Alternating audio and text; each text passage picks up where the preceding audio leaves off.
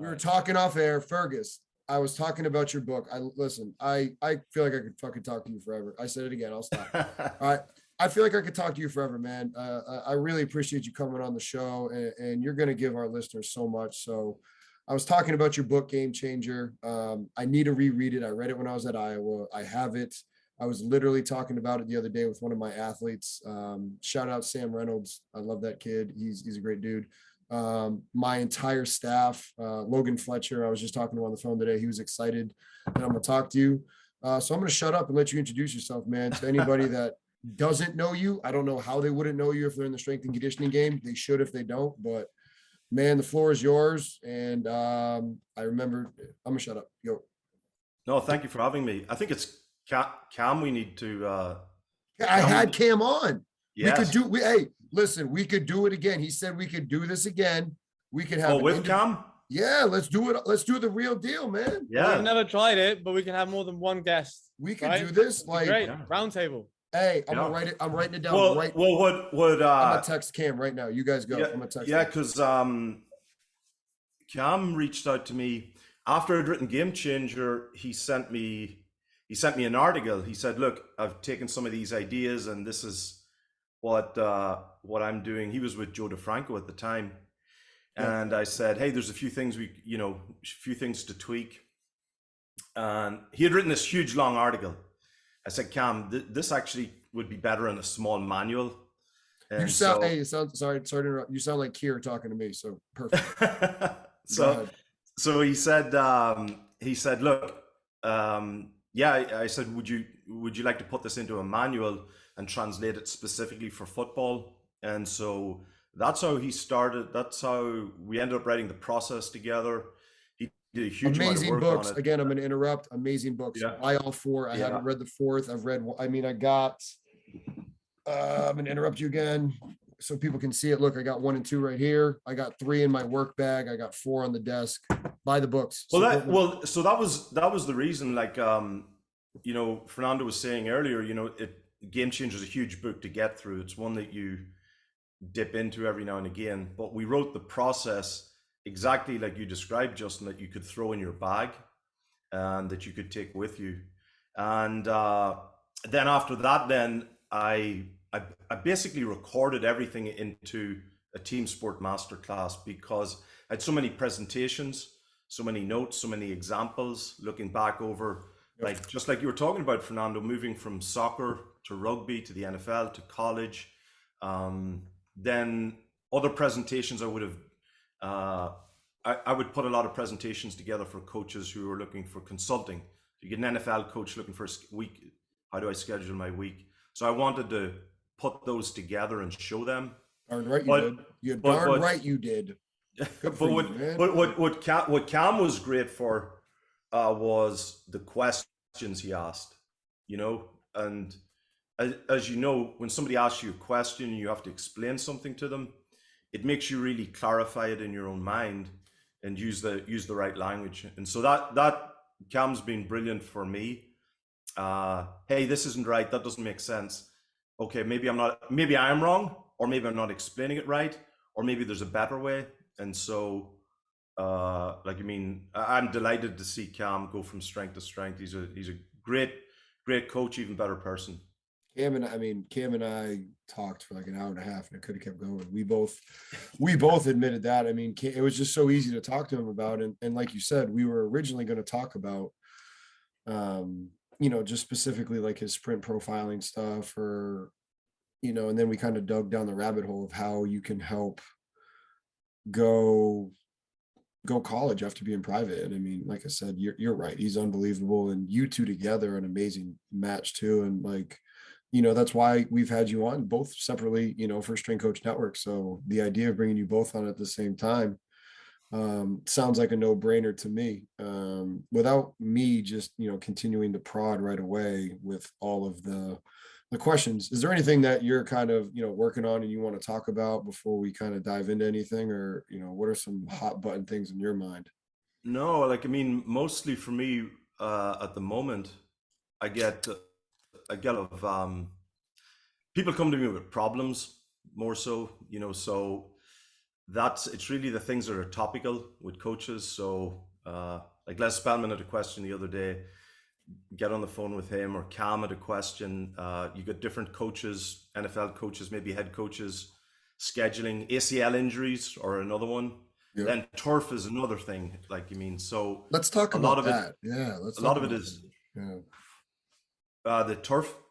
Yeah, like that. I feel like that's kind of become a hot button topic in the NFL. Why don't you click on that? Mm-hmm.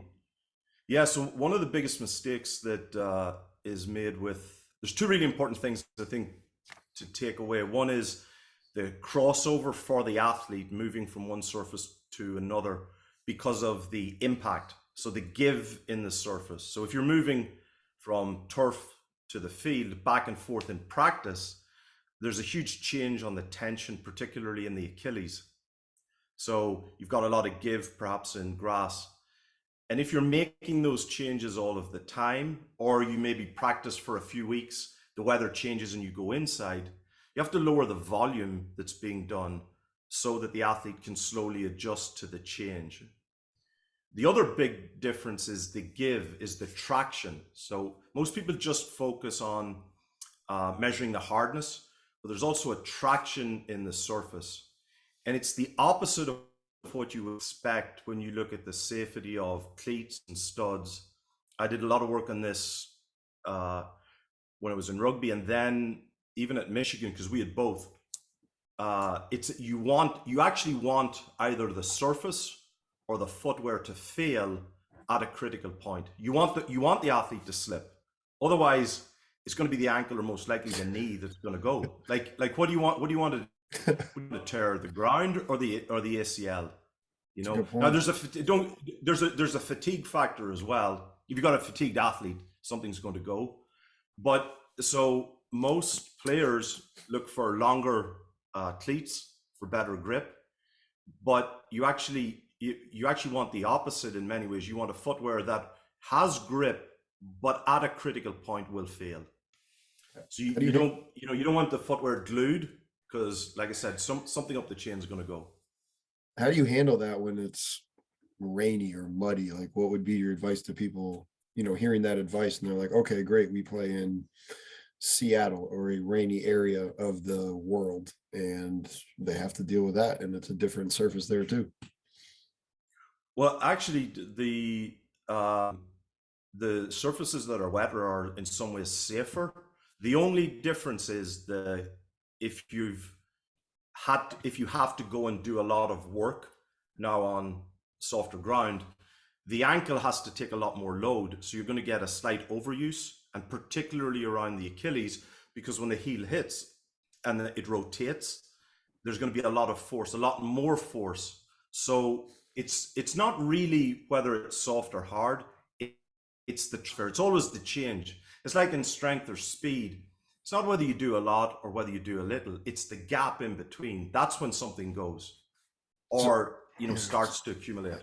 No, that makes a lot of sense. Yeah, no, it makes a lot of sense. And one of the things that I'm trying to digest myself, I just got back from running on a basketball court. I was caught up in traffic, and again, excuse me, that's why I was late, and I texted you guys. I'm thinking about, like, okay, I ran on a basketball court, and then I had just ran on a football field on Tuesday, and I was on a kickboxing mat yesterday. Now, again, I'm not running as fast as these kids. I was changing direction more on the basketball court today. It's making me think back to when you're a multi-sport athlete, but I guess you're not doing the different changes. You have the different seasons, and in theory, the coaches should be kind of working with you. But if you were a kid playing multiple sports all year round, if you're just a young kid, but I guess, again, being a kid, it doesn't really matter because you're such a different person. But, how would you make any suggestions to our listeners that maybe are parents and they have kids that are playing multiple sports? Like, if we're talking about the difference between grass and turf at the highest level with the best professional athletes in the NFL, what should parents be doing with their kids playing multiple different sports on multiple different surfaces? I think with kids, you want them playing all of those sports so that they're changing constantly, and so they're used to it. The problem is, or the issue would arise, is if you were just playing basketball for 3 months and then suddenly started playing football on grass, there's going to be a window where it's going to take a while to adapt and change. Yeah. You know, but if you're like what you were doing, going from mat to court to running on grass, and you're doing that constantly, that's fine, because you're always making that change. But if you stick at one surface for a period of time, suddenly make a change, there's a window of adaptation needed. So back to like that's why, you know, vertical integration, Charlie Francis, you always have the stimulus. Yeah. So you're doing that. You always have the stimulus, so the change doesn't take as long. It's that window, that no man's land window in between, that there's just going to take a while for adaptation, and it goes the whole way up. I know I've spoken a lot about the Achilles, the foot, but you also have an adjustment then in the knee and in the hip, just getting used to it. So are you more concerned about the Achilles and the foot complex being on the different surfaces for NFL players rather than knees and hips? You'll see it depends on the athlete and it depends on the position they play. So if you have a receiver, most likely even within receiver, there's the stacks, there's your inside and outside guys, right? Like with the receiver, the vertical load is going to be obviously on a harder ground, so let's say a receiver's been on grass for a few weeks. Okay, there's a little bit of give in the grass, then you move to turf. That's going to be a lot harder. The first place is most likely going to be the Achilles, that they're going to start to feel it. Now, if you've got a bigger player though, O-line, D-line, the foot contact and grip is going to be better on turf. So the force then is most likely going to go to knee and very often groin as well. So you'd start to see osteitis. Well, osteitis pubis is extreme, but you'd start to see a lot of groin tension. And Fernando, you'd have seen this in rugby. If the strength program perhaps is overly dominant, you get lordosis, so you get essentially the duct. What you're going to start to see now is adductor strain or increased adductor stress, because the foot is planted, the knee's forcing, and it's the groin now that's shifting from side to side. So it's just in those windows when you go from soft to hard or hard to soft surface, where's the force going? Where's the load going? I mean, I was thinking there's one stage in the 7 series, which is Vancouver, which is Astro, right? So it's inside I think it's the Whitecap Stadium in Vancouver. And I'm pretty sure most of the teams train in grass. And rather than, having the AstroTurf burns, I don't think I've seen any difference in like the injuries or whatever. I mean, bear in mind, might be something more like longitudinal and under fatigue, like you said. But we used to have, on rainy days back home in Argentina, May and June, it rains a lot. So it's by the end of the season. And we used to switch a lot between grass and Astro, and the Astros is not really good. But maybe we're really lucky. But I remember going back to what you said about the boots. The players used to use like a really shallow ones when we were in Astro, like basically the rubber ones. And they would slip, but we wouldn't have any issues. Like maybe like the heels or like the toes after a couple of days because it was really hard. But then maybe we're just incredibly lucky, For any of our American listeners that have no idea what you guys just talked about, like myself, with the different, like, can you just fill us in, please? On the what? No, like what you were talking about with the different surfaces with the 7, like in Vancouver. Yeah. Was that specific to you, or was that specific to like? No, there's one of the 7 series is played in 10 stages around the world. Okay. And we usually follow summer, but in Vancouver it's not really summer, is it? And it's an indoor stadium. So it's the only stage of the series that has AstroTurf, or at least it was. They change every random years. So all the teams usually train in grass, but for that stage, the competition, so all the games, usually 6 games a weekend, they all played on like a harder surface. So everyone dramatically changes to like an Astro basically. And I didn't ever like notice massive differences. So I don't know, like Fergus was saying, how it would work for football or training, or if you're like not consistent. So I reckon if you have like just the one weekend, it wouldn't be that bad. If you have one event, it's the same as altitude. If you have one event and you're just going for one brief period and you've got a healthy, rested athlete, they'll adapt. You know, they'll compensate and they're fine.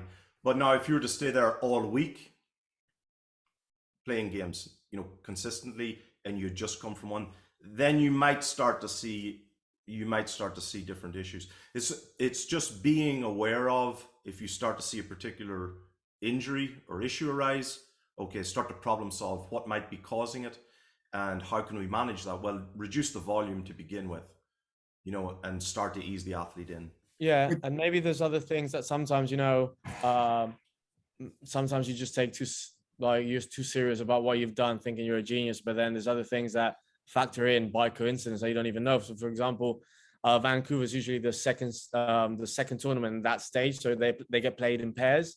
So in the second week, no one really trains that much because they're really tired from the tournament the week before. So it might be like a flush session and like a captain's run or something like that, like easy. So then the volume is reduced because all that is indoor because it might be snowing. But then we'll reduce the volume even if we change the surface.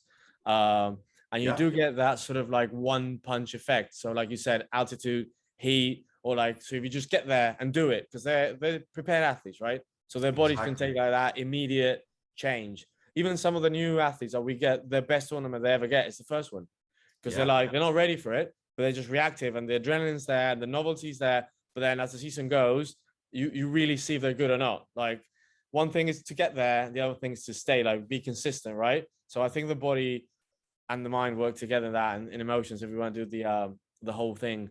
So you can have like the one shot, but then change it all the time, you might be in trouble. Exactly. Elite athletes, elite performers are elite compensators.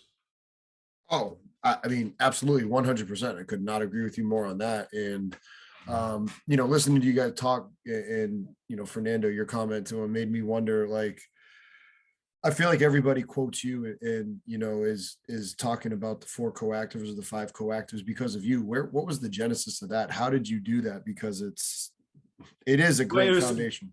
Yeah, but it was a really simple way for me to explain to people that, back to Fernando's comment that we think we're geniuses from time to time, right? If you're a strength coach, you have one small piece of this pizza. We all think it's the whole box. Yeah, we all, yeah, exactly. We think we made the pizza and the box, like, you know, we think we made, but it's, and also just to make people aware of, you know, if you lose a game, it doesn't mean that it's entirely your fault. And sometimes as well, there were a number of reasons, but also in some programs, strength coaches can be guilty of doing too much. Good strength coaches, but that intimidates, for example, perhaps the psychologist, the nutritionist, the medical team. Do you know what I'm saying? Yeah. And by just backing off a little bit and giving some of those other people voices, you can make a huge difference. And so it's just to be aware of everything that comes together. The other element, of course, is that strength coaches are, in terms of psychology, probably spend more time with the athlete and have a bigger impact. I have a talk to a special operations group. I remember saying, like, you know, 20 minutes in a dark room with a psychologist is not going to fix 2 hours with a strength coach that is saying one message and they're saying something else. Yeah, it's the same in football. The staff, the culture, but particularly the strength coach, working very closely with the psychologist can have a far greater effect. And that's just one example, though. Agreed. Now, you said the word strength coach, and we're obviously Strength Coach Network. How do you feel about people that get so, you know, bothered by the term strength coach, sports? Like, what I mean, I know DeMayo's joked about it before. I want to know your opinion on it. Honestly, I give zero fucks. For me, right?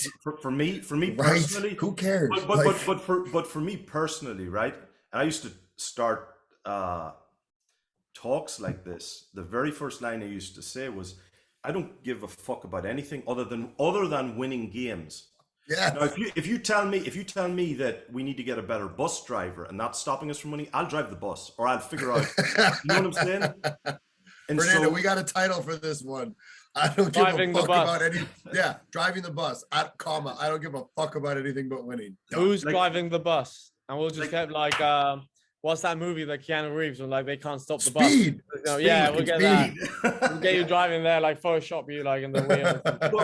but you see, but part of that comes back to the idea of, you know, just getting pigeonholed into the strength.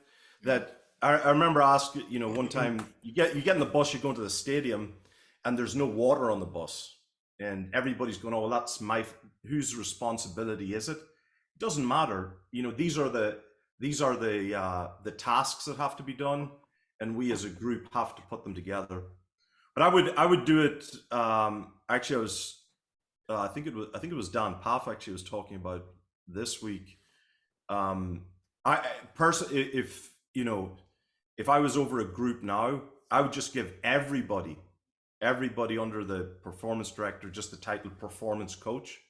But you would have three things. You would have a primary responsibility. So it might be primarily for strength, secondarily for nutrition. Now, you might not be a nutritionist, but your job is to work closely with the performance coach whose primary responsibility is for nutrition, whose secondary responsibility is for rehab or whatever. So that would stop or begin to prevent people saying, that's not my job. So you would literally call your nutritionist a performance coach? Yes. Yes. With primary, secondary, and tertiary responsibilities. Your responsibilities, and so you're not just so that stops, for example, the nutritionist saying, "Well, you know, I got his diet right. I got, you know, but he's not getting stronger." Well, you're still responsible for working closely with. Yes. Yeah. I remember like years ago, you sit in a meeting and you got actually happened with a defensive coordinator. The defensive coordinator wants his players lighter. The strength coach isn't talking to him, right? I'm the performance director. I come in. I go talk to the strength coach. Strength coach is trying to get the guy bigger and stronger. The nutritionist is trying to add weight, creatine. So you've got a defensive coordinator who's trying to get the player lighter and faster with more pop. You got the strength coach trying to get him bigger and strong. Like there's no communication. But if you have a clear alignment and everybody's responsible, and it stops people then just being the best nutritionist. Are you calling the sport coach a performance coach too then? Because that would be the best way to do it, no? If you could, I think what you'd see, there it is. What you'd see in the future is you'll start to see the gap close very quickly between the sports coach and the strength coach or performance coach. The closer that you can work with the position coach or sports coach, because what you have then, like people synergy. And people think the strength work and speed work stops when the sports coach takes them. Hell no. If you go back to Bondarchuk's transfer of training, that's essentially what's happening. Yeah. And the closer you can work with them. But then like the problem gets bigger because we can't really be naive and ignore that part of the, you know, one of the stakeholders is whatever organization. So they might need a clarity of roles. And also it is great when you have synergy, but when you don't have the clear boundaries and the responsibilities and there's no communication, there's no synergy, and it's each for their own, like save your life, which happens a lot in sport, right? So my target right now in wherever I am that we won't mention is physical performance coach. And I do have like some tasks, but I think I've done everything, just being a people person, like getting people to do something, liaise, connect, represent. I don't think I've done much ambassador. in the gym. Huh? Well, but ambassador. But that's not hard locker. I think I'm the hard locker, to be honest. One of the corporate groups I work with, they have the same thing. So they work on a hierarchical structure and a functional structure. They're two completely different things. But from a hierarchical operational structure, that's in terms of reporting, promotion, salary, and all of that, which you need for the front office. But then the functional structure is completely different. And that's the important thing, because otherwise you just encourage the silo mindset. Yes. I think I read it from you. Sorry, go. Sorry.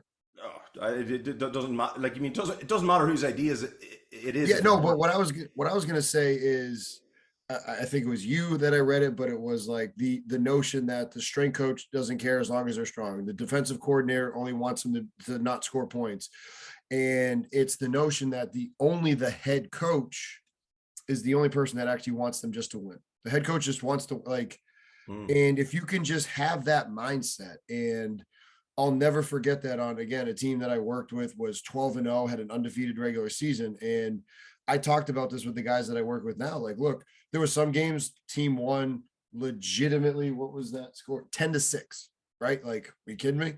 Offense couldn't score. It didn't matter. The defense had them that day, right? Yeah. Another game, the offense scored 45. The defense let up 40. Defense couldn't stop. But you know what I mean? Like, that's a team.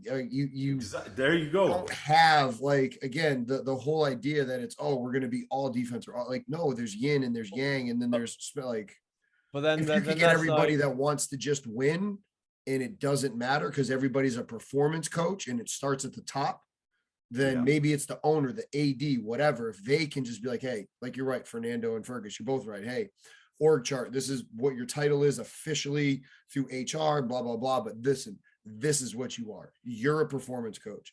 You're a performance coach, Fergus. You are the sport coach. Or Fernando, you're a like that's primary, tertiary, blah, blah, blah, blah, boom, right? And you have to, what you have to do is, in order to do that, you start with the game and you basically create a tree model, work backwards. And if it's a case that the only reason we didn't win was there wasn't enough water on the bus, just that's somebody's job to do that. You know what I'm saying? Yeah. If it's a case that, and what you end up coming down to is, again, like those four things: the player tactically didn't know what he was supposed to do, or technically, skill wise, physically, or like from a psychological performance or psychological aspect. You figure out what the problem was and then fix it. You know, don't go back and say, well, I am strong. You know, listen, we need to be more mentally tough and we need to do things. Fernando, what were you gonna say? But Justin, like in that scenario, it's actually like a favorable one because you are 12-0, you're winning. So people are like, oh, the task is a different kind of pressure. If you were 0-12, people be like, whose fault? No, seriously, whose fault is it? So then the medical team are trying to take care of the players because the CEO, whoever might come in and be like, why is he injured? Why is he injured? You don't have the available players, so the coach is not winning. The coach is saying like, I want to push them, but I'm not allowed to push them, and go to the players and be like, I'll play you more minutes, but I actually can't. Because, you know, and everyone's like, well, we're all healthy. It's like, yeah, but we lost. Yeah, we're healthy. Listen. And the coach is like, yeah, we are winning. Yeah, but everyone's broken. So, do you know what I mean? Like, bro, it's not a straight line. It's never a straight line. Sport, it's people. It's complicated. It's chaotic. And that's why we love it. Because listen, I can't agree with you more. I know Kier was very vulnerable on, Strength Coach Network. For our listeners out there, if you're not a member, sorry, you'll be able to join here soon in January or December. If you are a member, make sure you go listen to the hamstring webinar. I thought it was awesome. Yeah. 5-1, the cases, the 5-1. Like, and he was vulnerable and he explained what he did, and things got awesome. And I couldn't believe, what he did. Similarly, we had a ton of injuries to good players in 2019, and relatively speaking, we were still healthier than we were before I got here, right? So the downward, like we were getting more healthy, but we still had injuries to key players, and they were replaced with substitutes, but the team was still winning. And that, like, in the years past, like, okay, that was 2019. In 2021, health was way better, one of the best it's ever been, better than it's ever been. Literally, it was a record year as tracked by our medical team. Didn't won half as many games, and I was just like, man, like, and I even talked about it with Kier and other people, and I talked about it with the head coach even. I'm like, you want to wonder how important I even think I am? Like, clearly, I like it. There's no, first of all, I know Kier and other people that have said it. It's correlation doesn't lead to causation, but lack of correlation means lack of causation. And I'm just like, geesh, how important am I? I know I am. Listen, I'm not saying they don't need a lift, but it just, it did mess with you and make you think about these things. There's no relationship between availability or health and winning. There's none. and I wrote about it in Game Changer. Like it fucking makes. In fact, if you look at certain teams, Those are the pages I had stuck. they've had more That's why I injuries. didn't read them. And then the one that blows me away, fucking this is Yes. this is Yes. Yeah. Go. Get it out. Get it out. NFL reported data, and somebody's going, oh, we look at us, we had the fewest injuries. Self-reported fucking injury data. Don't get me started. It's self-reported. That's all self-reported. Oh yeah, well, Yeah, you that's see, the NRL as well. It's terrible. Like they were like, oh, Isn't it all though? That like, what in the NCAA? How is it tracked? How is any of it tracked? But you mentioned the key point though. It's the weighting of the player is important. Like you lose your quarterback, any team's going to struggle, and so it's weighting the importance now. But you have to push. You obviously have to push players. But the line availability is the most important ability. Blows my mind. Like, it makes no sense, and that's why having critical thinkers who want to challenge things and honestly, like, close the door and you have everybody in the room and you challenge these things. But back to Fernando, like, I was working at a team actually not too far from where you are now, and I remembered in the boardroom we're waiting for the head coach to come in, and we've lost. But you've got the fitness staff looking at the pro zone data, right? And he's going, oh, look at how fast we look at how much distance we covered. Our midfielders covered more than David Beckham and Roy Keane who played United. And he's going on about how great we are.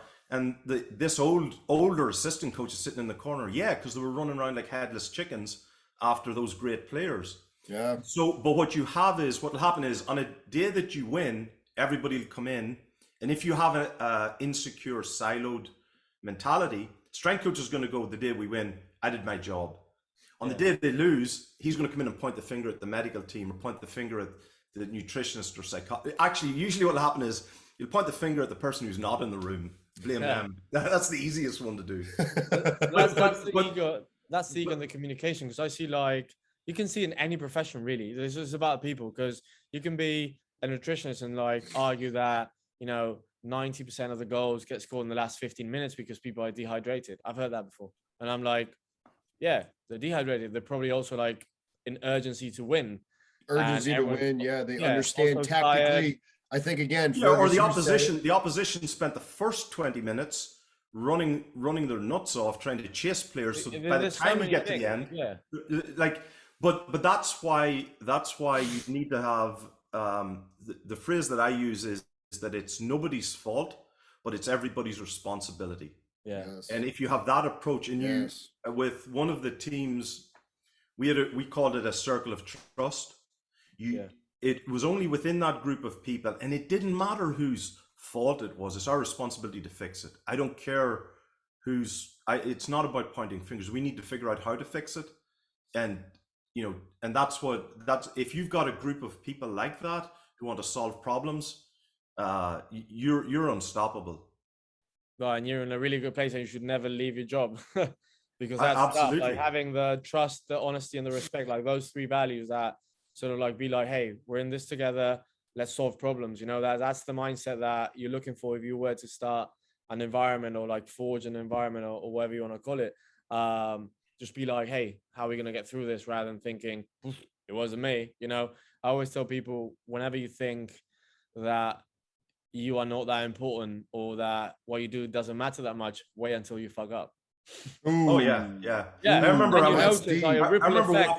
walking out of meetings, and an assistant coach would put his hand on my shoulder and say, hey, like, we had just had a really good debate, not an argument, but he was just checking to make sure you okay, you understand my point. And I was going, no, actually, when you explained it, you're absolutely right. There's no issue.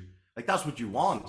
You want people to argue with you and say he's fast enough or he's strong enough or he isn't, because you can go and fix it. But you need to have that open communication. And you need to be open with the players as well, because the players are like kids. They'll play the strength coach off the offensive coordinator. Like you've had offensive coordinators, Justin, or O-line come to you and say, oh, he needs to lose weight or he's too heavy or whatever. Well, you need to help me with this as well. It's not just down to one person. It's a team effort. You know what? I'll tell you what's been the best solution to that is over education and continued communication. Cause it's like, I immediately, I echo and I reflect and diminish. I'm like, you're right. You're absolutely right. We do. And you know what? Why isn't this kid following the plan that we've put together, that the nutritionist put together for him? Hey, you have access to it because we store everything on SharePoint. How have you been communicating with him on this plan? How well is your kid following the plan that we've given him? And I flip it and I'm like, yeah, you never say no. correct. And the other thing that I found really useful was I had a whiteboard put up, and if body weight was an issue, everything was actually on a whiteboard or on a screen for everyone to see. So there was no ambiguity. There's no hiding pieces of paper. Player, coach, staff, everybody saw it. Like, there's no secrets within this circle of trust.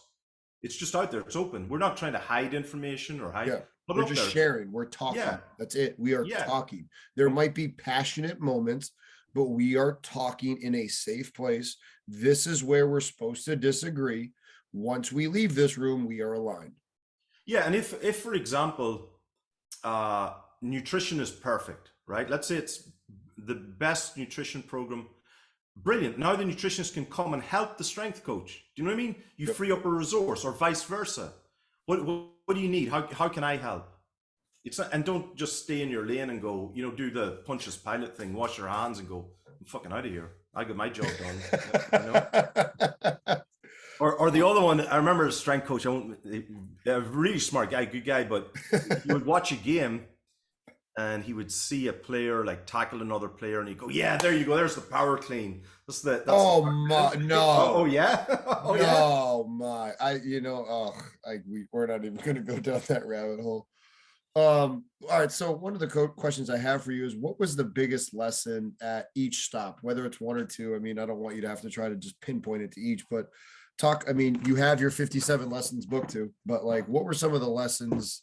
You don't have to give away any of that content, but roughly in the different sports that you learned and for our listeners to be able to apply to. Well, I think for a young strength coach coming through, the first one was moving from one sport to another. For me, I was pissed off. I was upset. I was annoyed because I wanted to stay in a sport and get better at it. And so I started in the Premier League, then I went to international rugby, and I wasn't happy. But then slowly after a few months, it dawned on me the difficulty in learning a new sport and understanding it. That was a huge learning moment. And so, and then I went back to soccer again, and it started to dawn on me. I learned more changing and in difficult moments than I did staying in one place.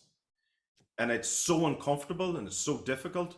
And so when young coaches, have to change job, lose a job, move, don't look at it as a setback. Look at it as the best learning opportunity you're going to get.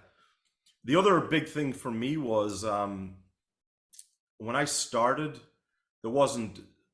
I know I look like I'm only 27. I'm actually 45. I look younger than all of you, but when I started, you look way better than me. When I started, there was no industry, so there wasn't. Not in the same way, like there wasn't a deluge of information. There was Dan Paff, Louis Simmons, Charlie Francis, Al Vermeil, Henk Krijnhoff, Ashley Jones. So what I do, I would save my money in a small brown envelope. When I had enough money, bought a plane, sent an email, bought a plane ticket and flew. I remember going to New Zealand, like I flew halfway around the world. Really? Spent 2 weeks. Then I went to Canada to Charlie Francis. And I didn't have a lot of money. I was a student. Were you? I was about to say, were you young? Like, how did you do that with a family? I was in my 20s. Like I remember getting a cab to Chula Vista to spend time with Dan Paff because I wanted to understand biomechanics, right? And I'm staying in a Motel 6, I think it was. I don't think I slept that night. Because you were so excited? No, I was scared. So afraid. I was so afraid. And I was worried that I wouldn't have enough money to get a cab back to the hotel. Like, you mean? Oh my goodness! Like, wow, you're strong, man. Every single there isn't a I wrote down a list of who were the best people in the world and went and visited them. There isn't. As you should, man. Anybody that's listening, in my opinion, and I will agree with what Kier said, this is not my original words. I'm quoting the man himself. Get the minimum requirements so they can hire you. And that is what you need to do. What Fergus said, Yeah. learn. Like, that's what we're trying to do with Strength Coach Network. We're trying to bring them to you if you cannot go and fly and travel, and we can maximize this platform, but learn from coaches with skin in the game. Go do what Yeah, Fergus just yeah. said. Like Yeah, yeah, but, there and you build and the big advantage is when you spend time with them, there are things that I can publish, but there are things I can't. There are things I can say, but there are things I can't. When you spend time with somebody one on one, they can tell you everything else. Do you know? And I'm not talking about bad stuff. I'm just Oh talking yeah, about stuff no, that's. yeah, Do like you know what I mean? And yeah. also, I remember flying to Charlie Francis, and I had bought every book, had read every video, or watched every video, and I had 23 questions. And I went to Charlie, spent 2 weeks with him, stayed with him. He was brilliant. And I remember flying home, and I pulled out the piece of paper, and I didn't have one question answered, but every question was the wrong question. I was Yes. asking the wrong questions. And when I get Yes. there and I start to understand and the biggest thing with, for example, a Dan Paff or a Hank Kryanoff or any of those guys is understanding how they think. I remember I went to Portugal to learn from the guy Vitor Frade, Hey, the father of Portugal. tactical periodization. Let's go. And I had to pay a translator to sit. I remember one time the translator went to the restroom. He doesn't speak English. I don't speak Portuguese. And we sit there looking at each other for 15 minutes, just like politely. Lovely, lovely gentleman. Nobody had heard of him at the time. And I'm just sitting there waiting for the translator. And then we start again and we go again, painstakingly going through learning,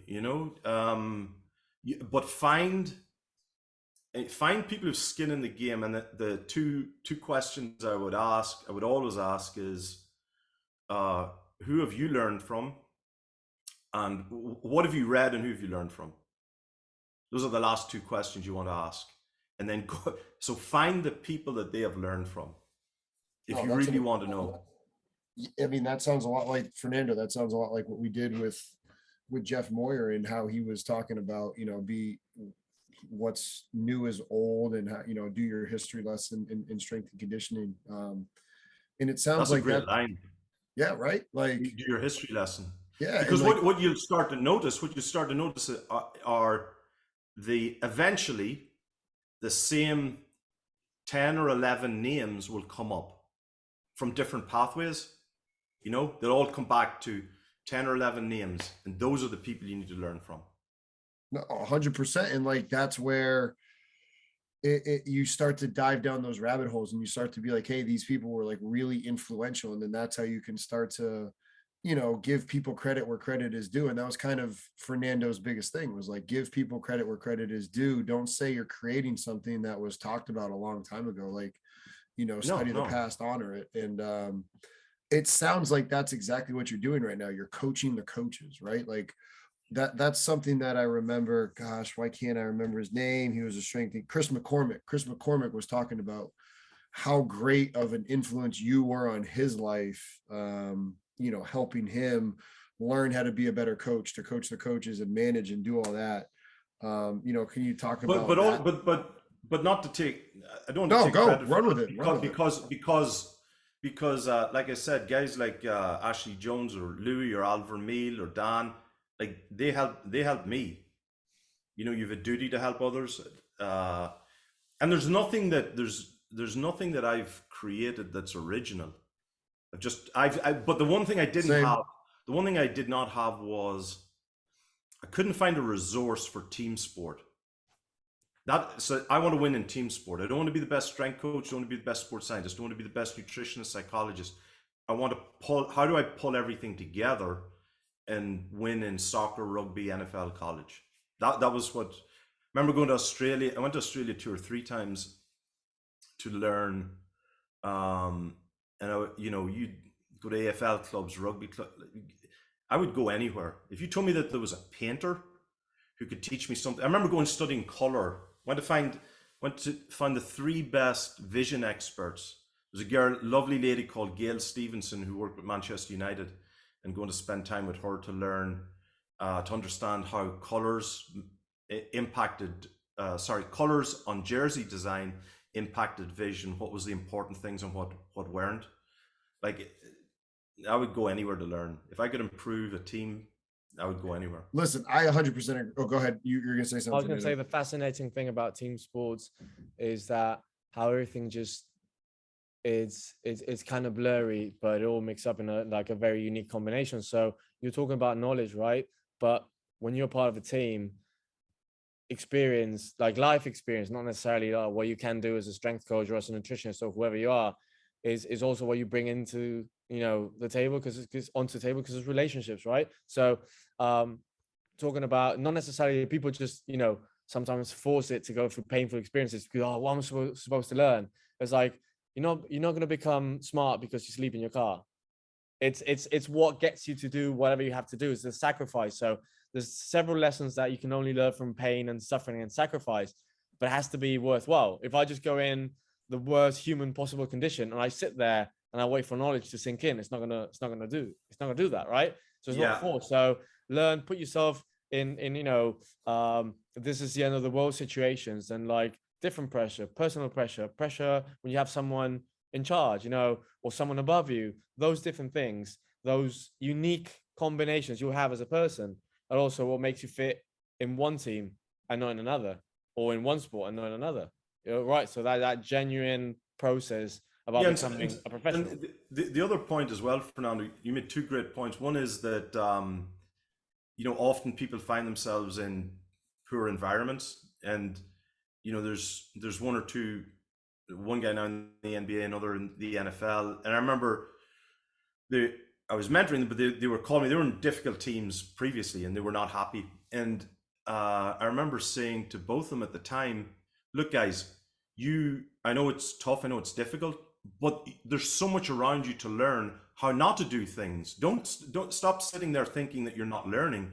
There's actually a lot to learn. You're just not looking for that learning moment." The other point you made about life experience, I remember one time, I think it was at Michigan, somebody had applied for a job, a strength job, and somebody in the office was reading the resumes, and they started to laugh at how somebody had written down in previous experience how they'd worked at McDonald's or one of the fast food chains, and I was going, no, that, let me see that resume. I don't want to hire people who have just come through an echo chamber, a silo of sports science, strength and conditioning, read the same books, done. I can find that every strength coach has come through like this one kind of echo chamber. Yeah. I want people who have some variety, and particularly in the service industry, because you have had to deal with a different demographic. Like if you go to university and you're just surrounded by people who have the same intelligence, read the same books, done the same things as you, you're going to step out of that, go into a different area and have to deal with a different type of person. I want people who've worked with or been around different cultures, different environments. That's an incredibly valuable skill. Yeah. Like a lot of people can learn information. A lot of people can learn how to use technology, how to interpret a GPS or whatever it is. But as you start narrowing down, how many people have, the influence to convince others and have the good intentions and have the will to work and, speak more than one language. I don't know. It depends on the environment, like the combination, because you're right. I'd be good as a lead. When I was in one of my jobs before, without mentioning anyone, I had that toxic environment you were talking about.